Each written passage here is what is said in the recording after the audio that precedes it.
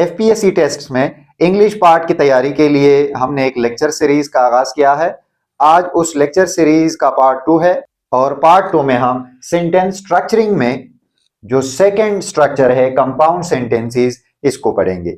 इससे पहले के लेक्चर में हम सिंपल सेंटेंसेस को पढ़ चुके हैं, उसका जनरल स्ट्रक्चर और उसके 4 केसेस को भी हम पढ़ चुके हैं। आज के लेक्चर में हम कंपाउंड सेंटेंसेस के स्ट्रक्चर को देखेंगे और एग्जांपल सेंटेंसेस के जरिए समझेंगे। कंपाउंड सेंटेंसेस के जनरल स्ट्रक्चर को पढ़ने से पहले हमें यह पता होना चाहिए कि कंपाउंड सेंटेंसेस क्या होते हैं। जब दो सिंपल सेंटेंसेस आपस में मिलते हैं कोऑर्डिनेटिंग कंजंक्शन के जरिए तो ये कंपाउंड सेंटेंस बनाते हैं। इनके लिए कोऑर्डिनेटिंग कंजंक्शन का होना जरूरी है, या अगर कोऑर्डिनेटिंग कंजंक्शन आप नहीं लगाते तो उसकी जगह आप सेमीकोलन जरूर लगाएंगे। और इस कोऑर्डिनेटिंग कंजंक्शन या सेमीकोलन के दोनों अतराफ में क्या होंगे? Simple sentences. तो आइए इसके स्ट्रक्चर को देखते हैं। यहां पर मैंने लिखा है सब्जेक्ट, उसके बाद वर्ब, उसके बाद मैंने 3 डॉट्स लगाए हैं। ये क्या रिप्रेजेंट करते हैं? जिस तरह हमने सिंपल सेंटेंसेस में देखा था कि सब्जेक्ट का होना जरूरी है, उसके बाद वर्ब का होना जरूरी है, वर्ब के बाद आपके डायरेक्ट या इनडायरेक्ट ऑब्जेक्ट या मॉडिफायर्स ये चीजें आ सकती हैं। तो ये 3 डॉट्स जो हैं ये उन चीजों को रिप्रेजेंट करता है, यानी डायरेक्ट ऑब्जेक्ट, इनडायरेक्ट ऑब्जेक्ट या मॉडिफायर्स। तो ये आपका एक सिंपल सेंटेंस हुआ। उसके बाद आप कॉमा लगाएंगे, कॉमा के बाद आप कोऑर्डिनेटिंग कंजंक्शंस लगाएंगे। कोऑर्डिनेटिंग कंजंक्शंस हमारे पास ये हैं जो मैंने लिखे हैं और इनके लिए मैंने एक शॉर्टकट ट्रिक लिखा है। ये शॉर्टकट ट्रिक है फेन बोआइज, FANBOYS, फेन बोआइज। F से क्या बनता है? फार, A से बनता है एंड, N से nor, B for but, O for और, Y for yet and S for so. इनमें से कोई एक कंजंक्शन आप यहां पर लगाएंगे। उसके बाद फिर आपका दूसरा सिंपल सेंटेंस होगा। दूसरा सिंपल सेंटेंस किस तरह? यानी सब्जेक्ट होगा, सब्जेक्ट के बाद वर्ब, उसके बाद 3 डॉट्स मैंने लगाए हैं। ये 3 डॉट्स अगेन किस चीज को रिप्रेजेंट करते हैं? Direct object, indirect object, modifiers, ये चीजें आ सकती हैं। तो इसका मतलब यह है कि एक साइड पर सिंपल सेंटेंस है और दूसरे साइड भी सिंपल सेंटेंस है। इन 2 सिंपल सेंटेंसेस के दरमियान आप क्या लगाएंगे? पहले आप कामा लगाएंगे, कामा के बाद आप इन कोऑर्डिनेटिंग कंजंक्शन में से कोई कोऑर्डिनेटिंग कंजंक्शन लगाएंगे। तो इस स्ट्रक्चर को फिर हम क्या कहेंगे? Compound sentence.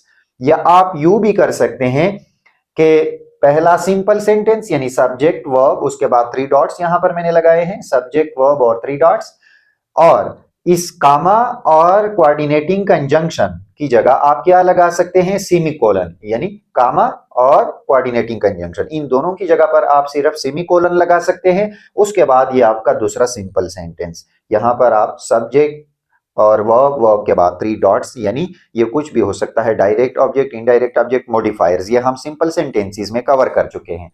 तो इसका मतलब यह है कि एक साइड पे आपका सिंपल सेंटेंस, दूसरे साइड पे आपका सिंपल सेंटेंस और दरमियान में क्या? सेमीकोलन।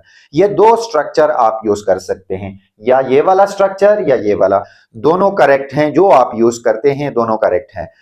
अब क्वेश्चन यहां पर इंपॉर्टेंट ये है कि आप कंपाउंड सेंटेंस को कैसे आइडेंटिफाई करेंगे? कंपाउंड सेंटेंस को आइडेंटिफाई करने के लिए सिंपल तरीका यह है कि एक तरफ आप देखिए कि आपके पास सिंपल सेंटेंस है या नहीं है, दूसरे साइड पर आप देखिए कि आपके पास सिंपल सेंटेंस है या नहीं है, और दरमियान में ये कोऑर्डिनेटिंग कंजंक्शन मौजूद है और उससे पहले कामा, या अगर ये स्ट्रक्चर ना हो तो फिर एक साइड पे सिंपल सेंटेंस, दूसरे साइड पे सिंपल सेंटेंस और दोनों के दरमियान में सेमीकोलन। तो अगर इस तरह का स्ट्रक्चर हो तो इट मींस कि ये क्या है?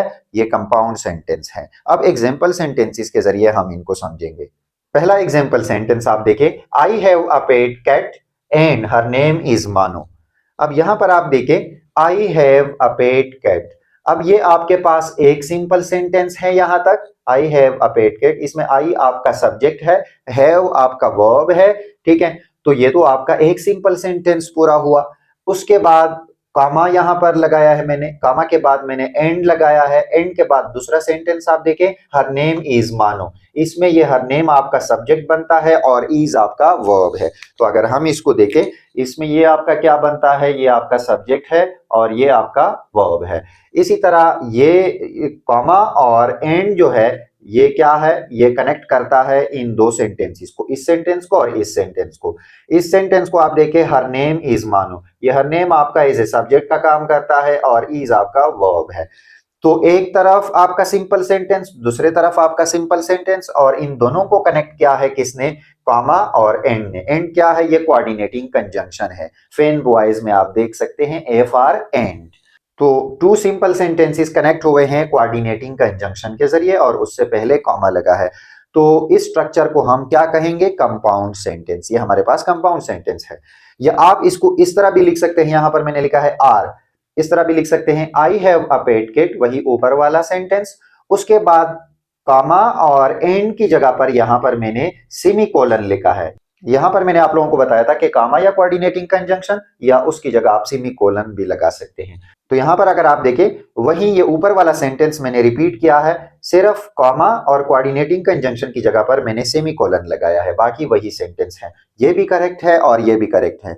ये भी कंपाउंड सेंटेंस है और ये भी कंपाउंड सेंटेंस है। सेकंड एग्जांपल को आप देखें, summers are harsh yet life goes on. अब यहां पर अगर आप देखें तो ये पहला समर्स आर हार्श, ये आपका एक सिंपल सेंटेंस है। इसमें ये समर्स आपके क्या है? ये सब्जेक्ट, आर क्या है? ये आपका वर्ब है। उसके बाद आप ये कॉमा और येट, ये क्या है? ये दो सेंटेंसेस को कनेक्ट करते हैं, यानी येट आपका कोऑर्डिनेटिंग कंजंक्शन है और कॉमा आप उससे पहले लगाते हैं। उसके बाद सेकंड सेंटेंस को आप देखिए, लाइफ गोज ऑन, ये लाइफ क्या है? ये आपका सब्जेक्ट है और ये गोज ऑन आपका क्या है? एज अ वर्ब का काम करता है। तो दो सिंपल सेंटेंसेस कनेक्ट हुए हैं किसके जरिए? कॉमा और येट के जरिए, और येट कोऑर्डिनेटिंग कंजंक्शन है, तो इट मींस कि ये क्या बनाते हैं? Compound sentence. तो ये मुकम्मल सेंटेंस क्या है? ये कंपाउंड सेंटेंस है।